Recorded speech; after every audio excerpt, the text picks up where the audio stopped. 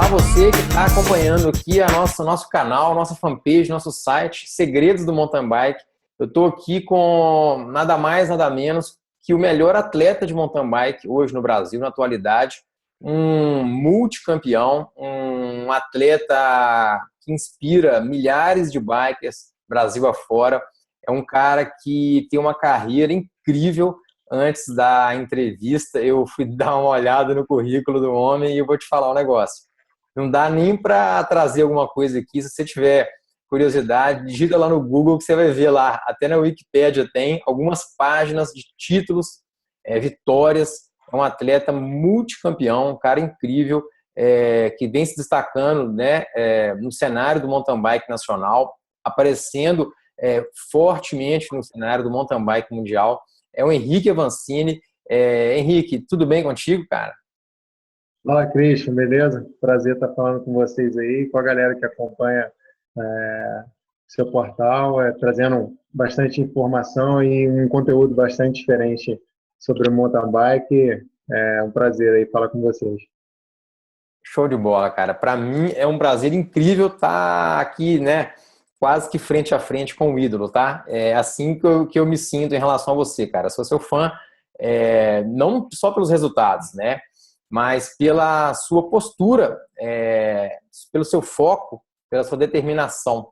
E eu que já fui um atleta de performance lá atrás, nos anos 90, eu sei o quanto é duro isso, cara. O quanto é duro, e a gente vai falar um pouco mais sobre isso. Mas a gente vai começar, então, falando um pouquinho sobre esse evento recente agora, a Olimpíadas do Rio de Janeiro de 2016. E queria falar contigo, cara, fazer algumas perguntas. Lá na fanpage eu fiz uma enquete lá para saber o que a galera queria saber de ti, e o negócio bombou, cara, bombou. Você tá um cara muito em alta e isso é bom demais pra gente, pro mountain bike nacional. Então, eu quero fazer algumas perguntinhas simples, cara. A galera perguntou o seguinte, o Henrique, cara, o que representa para você, assim, talvez você não consiga nem descrever em palavras, mas tenta. O que representa para você, cara, correr uma prova olímpica no seu país? Os Jogos do Rio eu vi como uma grande oportunidade, né, de ser a melhor vitrine que a gente poderia ter para a modalidade, né? O mountain bike a gente sabe que no Brasil ele é uma modalidade razoavelmente grande e é uma modalidade que cresceu de maneira espontânea, pela identificação do público brasileiro com o mountain bike, principalmente. É um esporte que se adequa muito bem à geografia do país, à condição social do país. Enfim, é um esporte que se comunica com uma facilidade muito grande. E eu acredito muito no poder da bike como um desenvolvedor social mesmo, como um, um meio para o desenvolvimento de uma sociedade, né? E os Jogos Olímpicos, eu como atleta, eu via muito com essa oportunidade de alavancar talvez uma abertura para mais pessoas conhecerem a bicicleta, conhecerem o mountain bike. Então, para mim, foi, obviamente, para qualquer atleta profissional, é a maior honra que o atleta pode ter, largar nos Jogos Olímpicos. Você está falando de uma energia que é milenar, de povos diferentes estarem se reunindo para a disputa que talvez seja uma disputa mais intensa e pacífica, né? Então, é um negócio assim que é uma atmosfera mágica, não dá para você comparar com nenhum outro tipo de competição. Então, a atmosfera olímpica representa muito na vida de um atleta, né? Muita gente fala, pô, depois que o atleta participa de uns Jogos Olímpicos, o coração dele bate olimpicamente. Então, ele é um atleta que passa por uma transformação. Mas, pelos Jogos serem no Rio, eu acho que eu me desliguei muito mais dessa questão pessoal de ser um atleta, me tornar um atleta olímpico, e eu dei muito mais atenção à possibilidade de realmente trabalhar pelo melhor resultado possível, de trabalhar realmente no meu limite, arriscar algumas coisas, de trabalhar numa zona realmente de risco, para tentar fazer um resultado que fosse mais expressivo e isso abrisse um pouco as portas para eu estar apresentando um pouco melhor, de uma maneira um pouco mais profunda a modalidade. Então, os jogos para mim basicamente foi isso, entendeu? Foi essa grande chance que espontaneamente, mais uma vez, se mostrou para a mídia, para o público que não conhecia tão bem a modalidade, o potencial que é, a grandeza que é o esporte.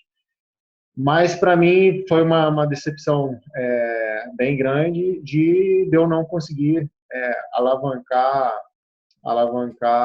como eu gostaria, né? Acho que fosse qualquer outra prova, um campeonato mundial, uma Copa do Mundo, uma prova que fosse um objetivo meu pessoal, como eu fiz várias vezes já, uma preparação específica, e às vezes eu fui e consegui resultados expressivos, às vezes eu fui e deu completamente errado.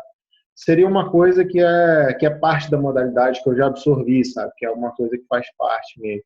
Mas essa questão assim de eu sentir que eu não conseguia aproveitar essa chance, não para mim, mas para a modalidade, foi o que mais me machucou na experiência olímpica.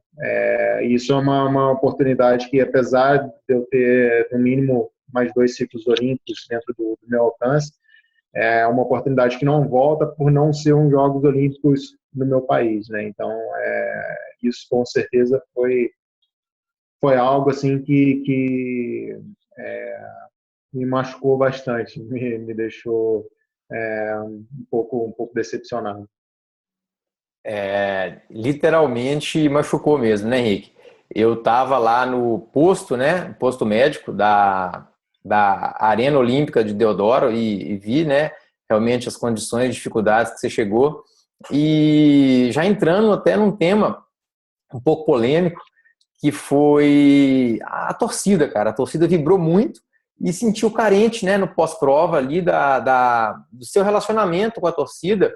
E é impressionante o quanto isso repercutiu, sabe? E eu acredito, infelizmente, que o brasileiro, por cultura, adora repercutir coisa ruim. É uma cultura ruim da nossa nação, infelizmente. E as pessoas, eu queria que você usasse esse canal não para justificar nada disso, né? Mas sim porque eu tava lá e vi, cara, e é impossível a gente ficar calado, né? Mediante ver um atleta, um cara da garra que você poxa, quem te viu em Araxá tomando um tombo lá, partindo no meio da lama e buscando a galera, e sabe com quem a gente está falando. Então, a gente vê isso, né, e vê pessoas, às vezes, né, lamentando realmente você não ter interagido com a torcida. Talvez eles não estão cientes do que aconteceu de verdade. Eu queria que você usasse esse espaço aqui, cara, para explicar o que rolou de forma direta, clara. Eu sei, você teve uma lesão, você chegou no posto lá, a fisioterapia te atendeu, você foi removido de ambulância, e enfim, dá uma palhinha sobre isso, mas de forma tranquila.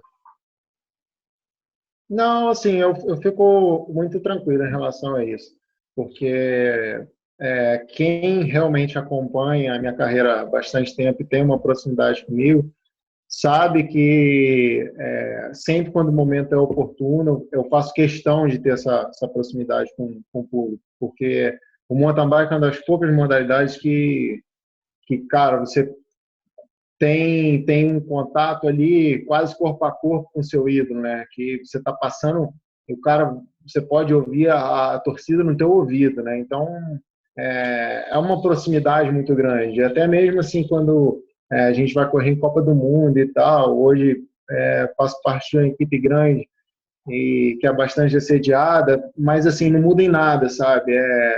Eu acho que isso é muito importante, essa proximidade, o contato com o público. Falando especificamente dos Jogos Olímpicos, acho que muita gente ficou talvez triste. E assim, eu tenho a minha justificativa, mas mesmo com o que envolveu a situação, eu não julgo quem ficou, sabe, quem ficou desapontado ou o cara chocou, o cara não foi, sei lá, carismático ou esportivo, ou sei lá, ou faltou humildade, como falo. É, mas, assim, muito porque Muita gente foi naquela prova ali, geralmente não acompanha outras provas. Então, eu acredito que todo mundo que foi ali queria vivenciar aquela experiência ao máximo possível, sabe? O cara teve a chance de ver ali o Nino competindo, o Absalom competindo, e o cara que talvez seja a maior referência no país no momento, não deu atenção no pós-prova ali. Eu terminei a prova, durante a prova eu vinha sentindo uma dor realmente desconfortável. A prova, para mim, sinceramente, se fosse uma outra competição, eu sabia que eu eu vinha tendo problema nas costas esse ano, a gente já tinha um problema nas vértebras, que foi muito difícil e muito intenso o tratamento para solucionar.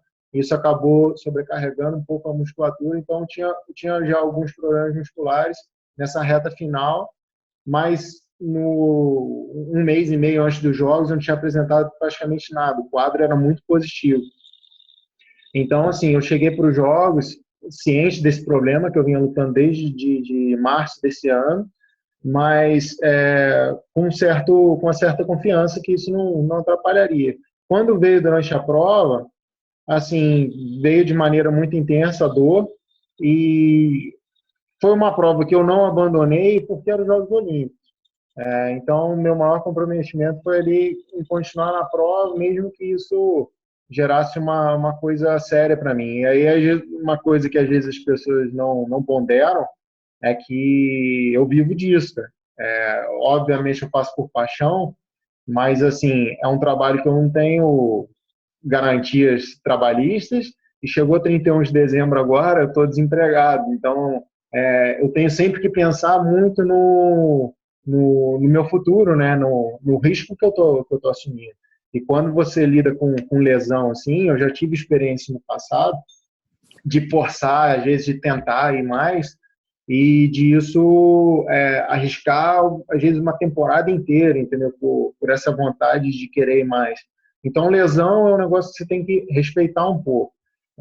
Então, eu terminei a prova com a dor física, com a dor emocional, que, como eu disse, se fosse outra prova e eu terminasse naquele resultado, é uma coisa que faz parte do contexto, sabe? Mas ali, para mim, os Jogos do Rio foi uma grande oportunidade perdida para eu desenvolver o esporte no Brasil, né? Para eu dar realmente uma alavancada no nosso mountain bike. Então, isso para mim, assim, foi muito difícil, é uma coisa que é realmente pesada para mim digerir isso. E aí eu acabei terminando a prova, passei na zona mista ali da mídia, eu dei as entrevistas que tinha que dar da maneira mais sucinta possível, mais direta possível, porque eu não falei nada nem de dor nas costas, nem de nada, porque, assim, é bom dizer que o meu rendimento, se eu não tivesse a dor nas costas, seria abaixo do que eu esperava, porque eu não lidei bem com as condições do dia. As condições do circuito mais lento, mais pesado, um pouco mais escorregadio, para mim dificultava. É uma deficiência que eu tenho em relação aos tops mundiais, né? E ali era um circuito que no seco eu tinha pilotagem muito rápida, então eu não consegui desenvolver o mesmo nível para o molhado, né? E eram as condições do dia, então faz parte do mountain bike, acho que essa é a beleza, porque abre muitas possibilidades da prova. E para mim já seria muito difícil desempenhar o que eu esperava desempenhar. Mas mesmo assim eu esperava fazer uma boa prova e aproveitar a oportunidade da melhor maneira possível. E aí veio ainda o problema das costas durante a prova, que foi realmente o desempenho que eu tive foi, para a forma que eu tinha, para a velocidade que eu tinha nos treinos, foi ridículo. Foi uma coisa assim, para mim, para o que eu sabia da condição que eu tinha, vergonhosa. Então, isso na grande prova do ano, na grande prova até da sua vida, é uma coisa difícil. Então, acabei a prova, dei as entrevistas ali da maneira mais sucinta, porque vontade de falar, sinceramente, não tinha. Mas, enfim, ainda tentei falar um pouco do esporte, dessa coisa da variação de condições. Dei ali uma meia dúzia de entrevistas para alguns canais. E quando eu saí da zona mista, eu encontrei com a Ana da CBC e ela já sabia desse meu histórico do problema que eu vinha tendo. Eu falei com ela, Ana, as costas se bicharam, tô mal das costas. Ela falou, vamos no atendimento e tal, não sei o quê. E, pô, tava meio grogue ali, assim, na hora e tal. E ela falou, vamos por aqui, então, vamos direto lá para baixo para atendimento. No que ela falou, vamos aqui, a gente saiu na saída da zona mista, assim, a gente atravessou e descendo por fora do corredor, onde estava uma galera, assim, com vários atletas parados e tal, não sei o quê. E, pô, quando eu comecei a descer, eu me toquei. Pô, a galera tá saindo por ali.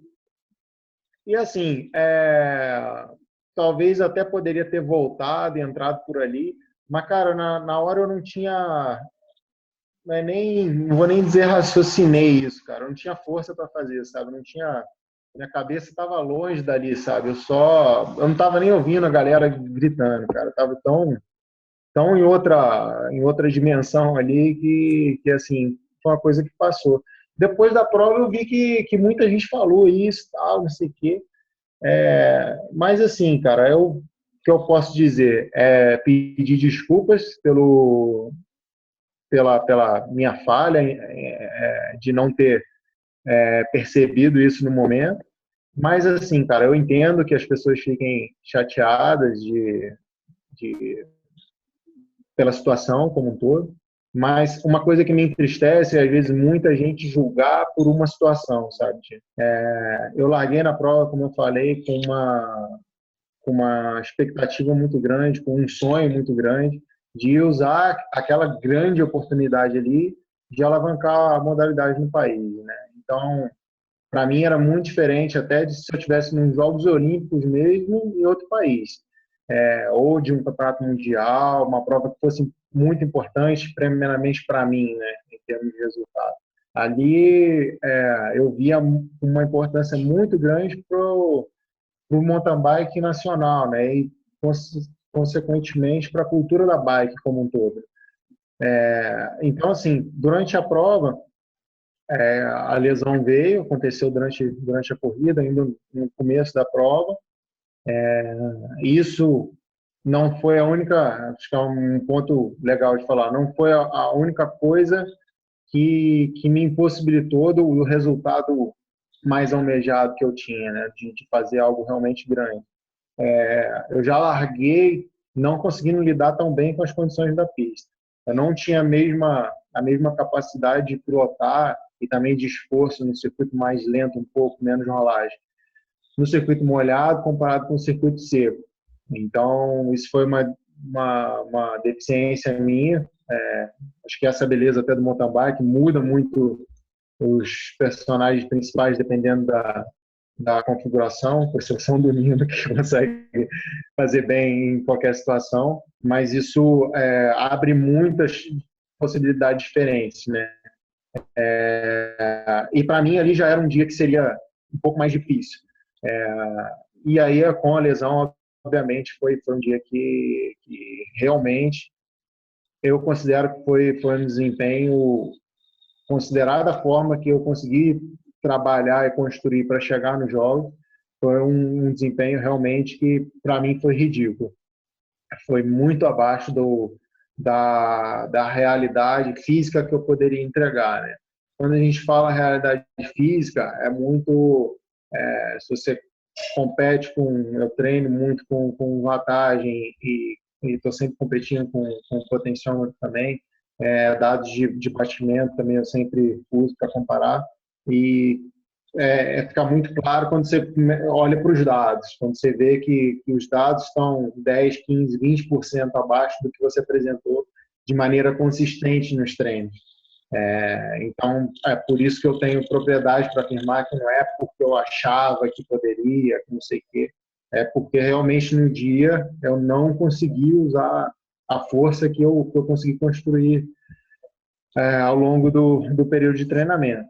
E, assim, terminei a prova, acho que ali eu segui na competição somente porque eram os Jogos Olímpicos, porque se fosse qualquer outra prova, o mais prudente seria sair da competição.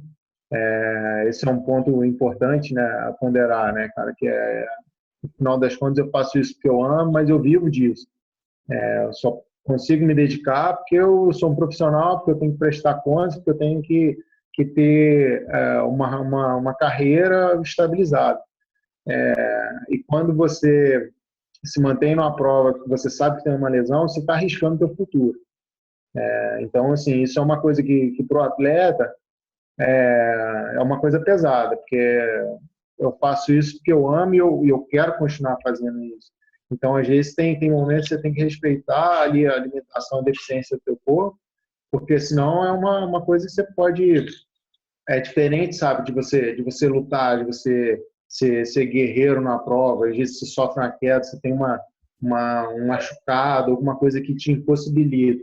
Quando vem uma lesão assim, que você já não está rendendo, realmente é um fator limitante, você às vezes luta contra isso, é uma coisa que pode te afastar muito tempo da tua atividade, ou às vezes até encerrar a tua carreira.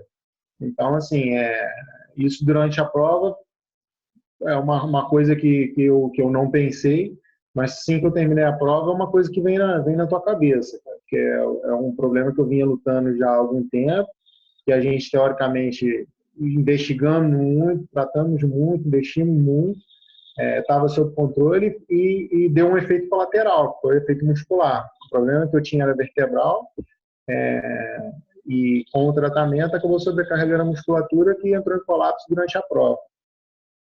E, enfim, terminei a prova com a dor física, obviamente, com a dor da minha frustração de não ter realizado o que eu sonhava, de ter sentido aquela grande oportunidade que eu via para o esporte ter sido perdida, e por isso que foi bem difícil. Então, eu saí da prova ali, quando eu acabei a prova, eu só lembro de ter falado com o Marco ali rapidinho, que é um cara que tem uma proximidade bastante grande, e eu sei também que ele tinha grandes ambições para os jogos e ele também furou durante a prova, 2 vezes até.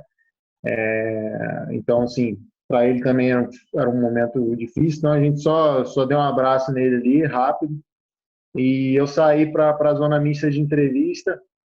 Quando eu passei na zona mista, muito sinceramente, eu não queria falar nada com ninguém, mas tinha muita gente entrando ao vivo ali. Então, o que eu pensei na hora, assim, pô, tem que dar algumas entrevistas aqui, mesmo que seja rápido, para talvez falar um pouquinho do esporte. Então, na hora eu nem falei nada de costas, hoje, enfim, só falei da minha dificuldade de pilotar na condição e tal. Dei ali uma meia dúzia de entrevistas, saí dessa zona.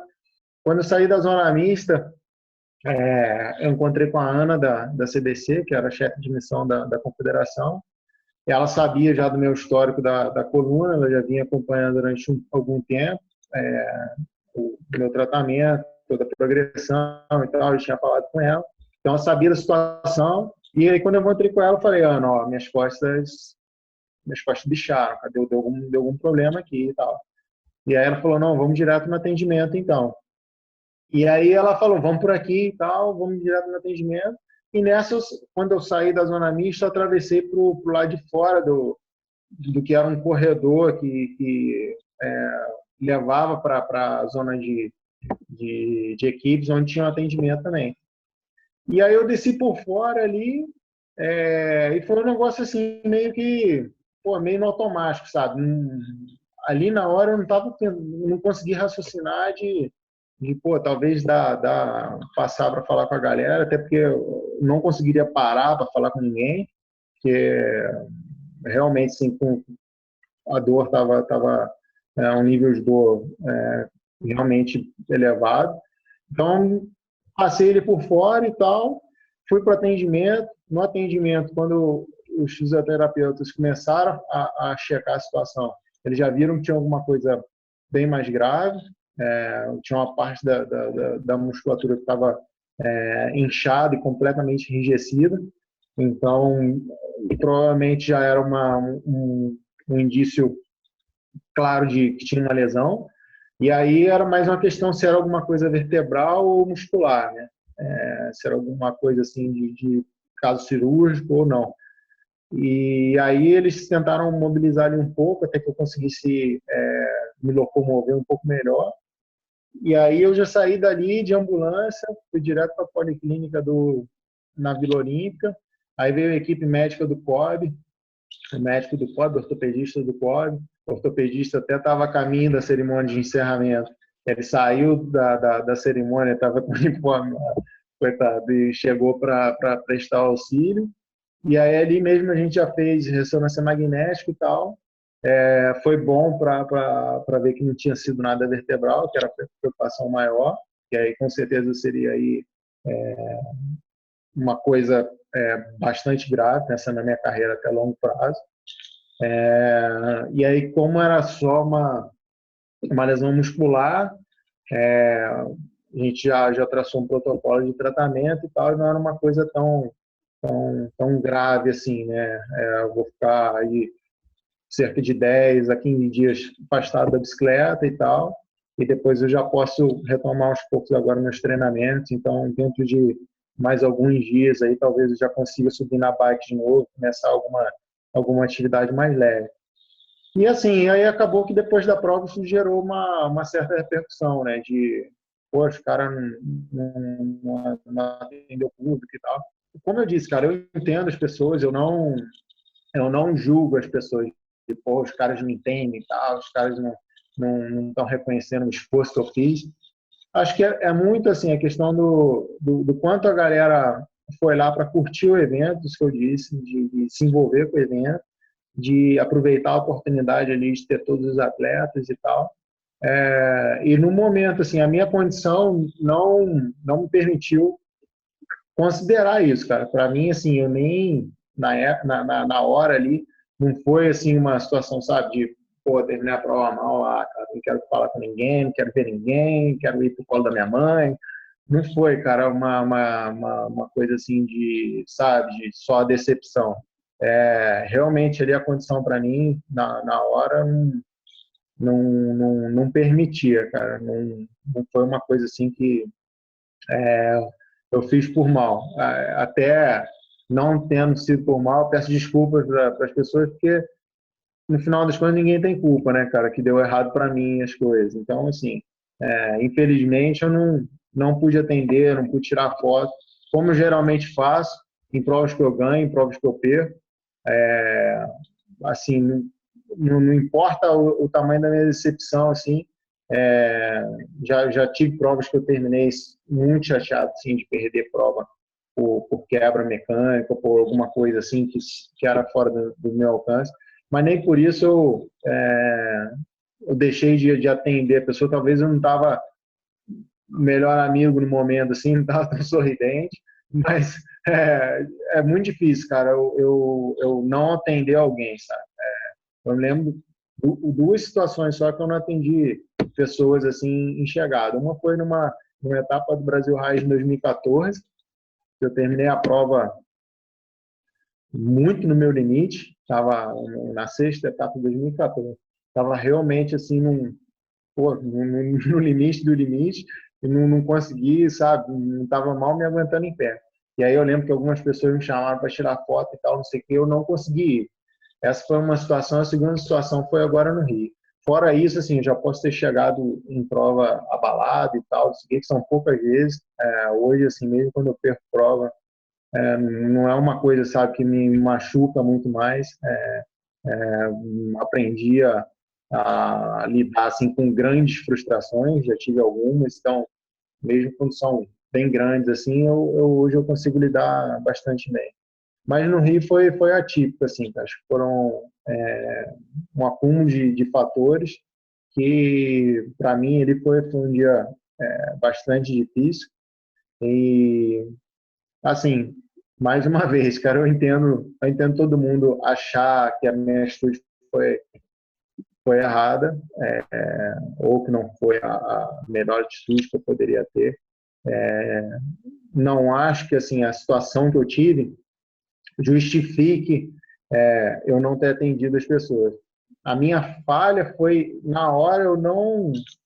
Isso nem de longe, cara, passar na minha cabeça. Assim, isso é uma coisa que eu nem raciocinei na hora. Pô, cara, eu, assim, até do ponto de vista de atleta, mas principalmente como médico, eu acredito que justifica totalmente, sabe? Mas é interessante essa questão, né? Do fã, né? O fã quer atenção, né? Ele não, é uma linha de pensamento meio que irracional. Então, assim, eu acho que imagino, não, na verdade eu não imagino, né? Eu acho que a gente não consegue imaginar o turbilhão de emoções, de coisas que estavam passando pela sua cabeça ali. E eu acho que a galera exigir alguma coisa ali, cara, é até meio desumano, sabe? Passando para uma outra pergunta, o pessoal fez muito lá na fanpage hoje. O Vamos partir aqui a pergunta do Edu Almeida, e foi uma pergunta muito comum, Henrique.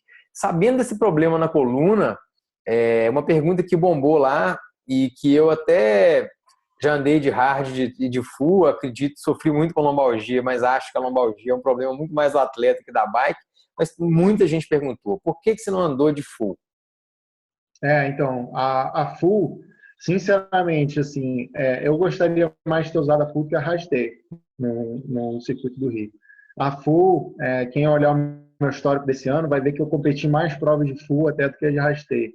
Justamente porque eu tinha essa intenção de usá-la no Rio, só que desde que eu tinha esse problema na coluna, a gente começou a fazer algumas investigações mais a fundo, principalmente eu fiz isso com o centro de treinamento da Red Bull na Áustria. É, a FUL, para o problema que eu tinha, não foi causado pela FUL, obviamente. Ela até, se eu usasse mais tempo, seria talvez uma coisa que não causaria isso. Mas a FUL, com o problema que eu tinha, ela prejudicava um pouco porque eu tinha um certo desalinhamento das minhas vértebras. Então, se eu pedalasse sentado na full, esse movimento do cilindro, da articulação do cilindro, ele fazia minha bacia movimentar de uma maneira que atingia justamente o nervo que bloqueava o meu movimento, né, que era o que causava dor. Então, no primeiro momento, isso era ruim para mim. Depois do problema da vértebra, a gente trabalhou e tal, e foi perfeito estado. Hoje eu tô com alinhamento perfeito. Só que, assim, enquanto eu tive que fazer isso, eu deixei a full de lado durante um período considerável, assim, só andei praticamente na rasteio para não ter o risco de estar contrapondo o trabalho, né? O que era o fator limitante do momento. Então, tinha que dar atenção no que era mais grave no momento. Então, por isso que a minha escolha foi a rasteio para o Rio. Embora eu goste muito de andar com a rasteio, a FSI é uma bike que eu me sinto muito bem, que encaixa muito bem com o estilo que eu gosto de pilotar. Eu gosto mais de andar na rasteio do que na full. Se for um circuito de 50% eu vou para rasteio, certeza. Mas, assim, no Rio, talvez a full seria uma excelente opção. Acho que ficava um pouquinho acima de 50% para o lado da full. Mas, assim, a minha escolha foi muito em relação a isso. A gente já sabia já há um bom tempo. Tanto é que quando eu fui para o Rio, nem levei a escalpa, porque estava completamente fora de questão eu competir com ela nesse primeiro momento. E aí, por isso que eu corri com a rasteira. Mas é uma boa questão. Um abraço para o Almeida. Ah, legal. O Byron Santos perguntou a respeito do contrato com a Cannondale, se ia ter a Olimpíada, se vai seguir adiante, como é que tá isso aí? Você já deu uma pista aí, mas dá uma palhinha rápida aí para ele. O contrato que eu tinha com a Cannondale era de 2 anos, né? Encerrando no ano de 2016. O contrato da UCI, você não tem contrato, você pode encerrar o contrato ou no meio do ano ou no final do ano. Então, não tem como limitar o tempo de duração que não seja 31 de dezembro. Meu contrato termina esse ano. Apesar do que eu realizei nesses anos ter sido abaixo do que eu esperava, a equipe se mostra muito satisfeita com o resultado, apesar de eu até não achar isso. O europeu tem uma visão de cobrança bem diferente, né, do que a gente tem. Inclusive, eu me cobro muito mais do que os caras me cobram dentro da equipe, né? Era uma coisa que até esperava ser diferente, mas assim, a nível europeu, os atletas sabem qual o nível de concorrência. Então, às vezes, um ou dois grandes resultados no ano é suficiente para uma equipe, né? Ele já dá base nesse nível de competição para justificar um atleta na equipe, né? Então, ano passado eu tive algumas provas boas, principalmente no começo do ano. Fui vice-campeão na Sunshine Cup, depois venci o Campeonato Pan-Americano, Campeonato Brasileiro mais uma vez. Aí esse ano teve o QPF, que foi um momento importante para a equipe, um momento legal para a equipe, com a vitória na etapa mais importante. Fui vice-campeão pan-americano, mais um título nacional. Então, assim, no geral, para mim, foi muito abaixo da expectativa.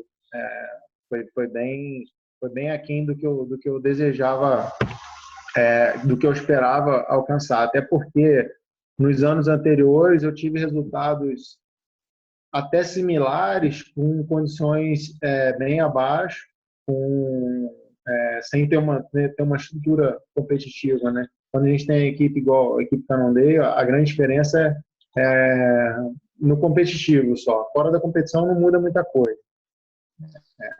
Praticamente a mesma vida. Não tem nenhuma estrutura a mais ou a menos. Mas quando você tem o teu 100%, você vai para a prova, você tem as condições para desempenhar o teu 100%, porque naqueles 5 dias que antecedem a prova ali, você tem não tem certas distrações que antes eu tinha. Enfim, assim, foi abaixo do que eu gostaria de ter feito pela equipe. Mas, assim, muito provavelmente, eu diria que eu não tenho muito desejo de sair, porque é um lugar que eu me sinto super bem, apesar de ser mega profissional, a equipe, a atmosfera dentro da equipe é fantástica, é um bom lugar de trabalhar. Os parceiros de equipe que eu tenho são pessoas muito especiais. O Mano e o Marco são caras que para mim, eles são dois grandes exemplos. Me acolheram super bem, são dois caras que me ajudam muito na minha carreira. Estão sempre dividindo muitas informações, então ter esse relacionamento é legal. Então, assim, ainda não posso dizer, eu não tenho contrato para o ano que vem, não tenho equipe para o ano que vem, estou desempregado a partir de 31 de dezembro. Acho que é uma coisa. Eu acho que isso aí dá mais uma piadinha do que um fato, viu? Sinceramente, dá para ver o nível de cobrança que tu né, se impõe, mas poxa, você fez feitos memoráveis, cara, nessa equipe. E é muito interessante a gente ver o quanto os atletas são focados. A gente tem uma cultura, né, brasileira de dar muito tchauzinho e sorriso, mas a galera lá de fora não, né? O pessoal é muito focado e talvez até isso, né, que entre um pouco nessa questão aí do carisma versus foco, né? Eu acho que os atletas, eu brinco que o atleta de alta performance, do nível que vocês competem, os caras são quase que extraterrestres, não de brincadeira, mas de verdade. Parece que o nível de astral e de foco, o cara vive quase que em outra galáxia, né? Nem em outro planeta. Agora, uma pergunta que o Rodolfo fez aqui, e que eu acho que é legal da gente falar, até nesse bloco olímpico mesmo, que é o que difere, cara, não o treinamento dos atletas europeus, dos atletas brasileiros, porque a gente percebe, né, no ciclismo de estrada ainda talvez a diferença seja mais gritante. E a gente vê, eu queria que você falasse um pouco disso. Esse ano você conviveu bastante com a galera lá de fora, e é treinamento, é cultura, é base, é um molequinho de 8 anos que começou lá atrás já num nível muito maior. Fala um pouco disso aí pra gente, Henrique.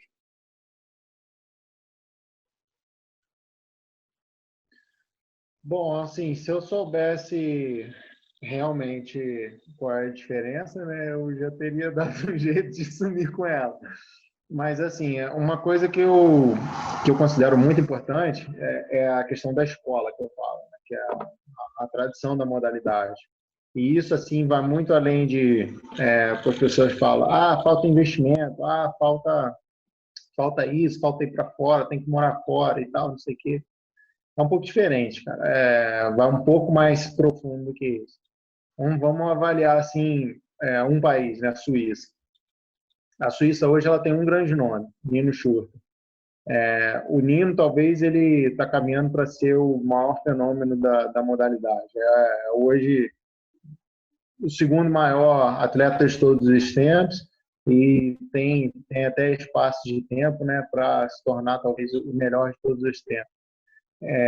Antes do Nino, aí está uma questão importante. Antes do Nino, a gente teve Christoph Salsa. Antes do Christoph Salsa, a gente teve Thomas Frischneck. Então, assim, lá no começo do esporte, onde tudo era mais básico, eles tinham um cara top. Esse cara top não é só o atleta em si. Isso é uma coisa importante.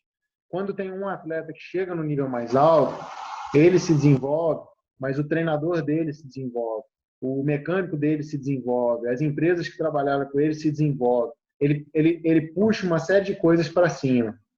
E a Suíça, depois de Thomas Frischneck, ela já veio com uma geração grande de atletas que foram se beneficiando. Então tinha Christoph Salsa, mas tinha Hopknecht, tinham outros atletas que vieram já se aproveitando dessa estrutura que foi sendo formada, né? de uma cultura de alto rendimento que foi sendo estruturada.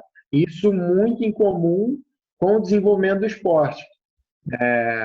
E aí, depois disso, veio mais uma grande geração liderada por Nino Schurter. Então, assim, esse cara era um cara que ele tinha referências passadas, era um cara que ele já tinha pessoas capacitadas ao entorno dele, e era um cara que já dividia a responsabilidade com uma geração maior, com outros atletas. Então, assim, hoje na Suíça, se o Nino Schurter, por algum motivo, ele deixa de competir, porque vamos supor que ele tem uma lesão, alguma coisa, fica 6 meses fora. A Suíça ainda tem atletas para brigar por um título mundial. E esses outros atletas são atletas que às vezes eles não recebem cobrança nenhuma, eles trabalham de uma maneira muito descarregada e com a estrutura do melhor do mundo. Então, o Nino Schurter hoje é um cara que suporta já, tem um talento absurdo, é preparado porque tem grandes talentos, grandes referências anteriores a ele, tem uma estrutura ao entorno dele, de conhecimento principalmente, né? Às vezes não é nem estrutura física em si, grandes centros de treinamento, grandes tecnologias. Eles têm isso também, mas se tu der isso tudo para outras pessoas, eles não vão conseguir produzir a mesma coisa. Então tem muita gente capacitada ao entorno dele e o grande positivo para ter sempre, às vezes, 5, 10 atletas muito expressivos de uma nação como a Suíça, é justamente isso. Às vezes um cara como o Matthias Fluker ou até o Matthias Stirman, que está despontando esse ano também, são caras que não têm absolutamente expressão nenhuma para estar performando naquele nível. Confederação, até patrocinadores não têm grandes expectativas em cima desses caras.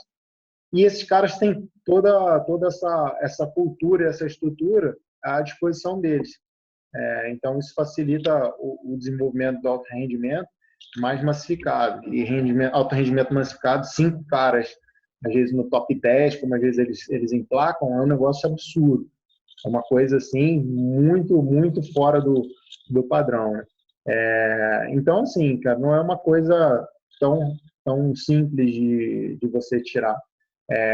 Aí, poxa, muita gente pergunta, mas o que está faltando e tal? Porque agora você está numa equipe. Todo o meu desenvolvimento como atleta até aqui foi, às vezes, muito buscando conhecimento por mim mesmo, errando, tentando e tal, me sacrificando, treinando muito mais do que os outros, desenvolvendo métodos próprios para chegar onde eu cheguei. Então, assim, aonde eu cheguei, eu ainda pretendo, é o que eu estou buscando, né? Subir mais um nível, mais 2 níveis, mais 3 níveis. Mas, assim, acho que o grande papel que talvez eu tenha no final da minha carreira, eu conseguir deixar um legado para quem vem depois. Acho que é por isso que até os Jogos do Rio, falando de alto rendimento, era uma coisa que eu queria usar como uma chance de trazer uma política de desenvolvimento dentro da CBC, que não existe, que é completamente ineficaz, para o alto rendimento. A confederação ela tem que trabalhar com alto rendimento. Não tem uma política de trabalhar o atleta no final do top ali. E hoje não existe. Você dá apoio para o atleta, levar o atleta para a prova, não é isso, entendeu? É criar realmente um método de desenvolvimento. E para isso, você tem que ter um atleta que consiga despontar de alguma maneira, para ele conseguir atrair recurso e conhecimento para atingir uma geração inteira. Para depois você ter 2, 3, 5 atletas conseguindo desempenhar no nível que eu estou hoje e acima do nível que eu estou hoje. Então, assim, é uma coisa que é a longo prazo. Na nossa cultura esportiva, a gente tem uma cultura muito de curto prazo. Então, fica difícil falar de geração, sabe? É uma coisa assim que às vezes para a gente é distante demais, é uma coisa que soa um pouco absurdo. Mas no esporte de alto rendimento, geralmente é um trabalho meio que reflexo do trabalho que foi feito anteriormente, né? Então, quando você pensa em modalidade, assim, o que eu já tive de vivência, que eu pude ter de conhecimento lá fora, foi muito disso, cara. Foi muito... na Europa, às vezes fica mais fácil ter essa conexão pela proximidade com outro país e tal.